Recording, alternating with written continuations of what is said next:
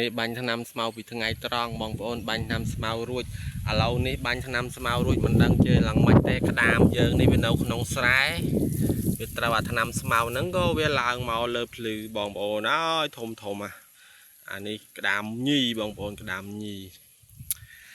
អញ្ចឹងបងប្អូននៅបាញ់ថ្នាំស្រែមើលក្តាមយើងផងក្តាមក្នុងស្រូវគឺវាអត់នៅទេបងប្អូនហើយកោជើងគ្នានេះចំយ៉ាអើយវល់យកត្រូវថ្នាំឡើងមកពេញភ្លឺស្រែ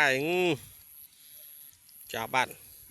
អានេះបើយកចំទៅគឺពុលថ្នាំបងប្អូនពុលថ្នាំក្តាមចេះពុលថ្នាំដែរតាពុលថ្នាំស្មៅហើយកោជើងគ្នាសួរថាកោជើងគ្នាចាប់យកធ្វើអីត្រូវថ្នាំចឹងអានេះយើងយកទៅឲ្យមន់ទាស៊ីបងប្អូនវាដែលងាប់ពួកក្តាមវាអត់តន់700ដែរក្តាមនេះវានៅរស់ទេនេះរស់រខើមនេះឈ្មោលបងប្អូនឈ្មោលតាមភ្លឺសបោបងប្អូនតែយើងចាប់តាមហ្មងបានហើយយើងចាប់អីច្រើនពេកចាប់ច្រើនក៏មន់ទាយើងស៊ីមិនអស់ដែរតែឃើញចេះលំោះដៃចេះចង់ចាប់ទៅបងប្អូនហើយបងប្អូនណាបាញ់ណាំស្មៅណាំអីមើលផងបងប្អូនស្រែយើងណាំស្មៅណាំអីហ្នឹងស្រួលត្រីស្រួលកែបក្តាមនឹងងាប់ហើយតែនេះយើងធ្វើមិនទេដោយសារយើងធ្វើស្រែចង់បានស្រូវ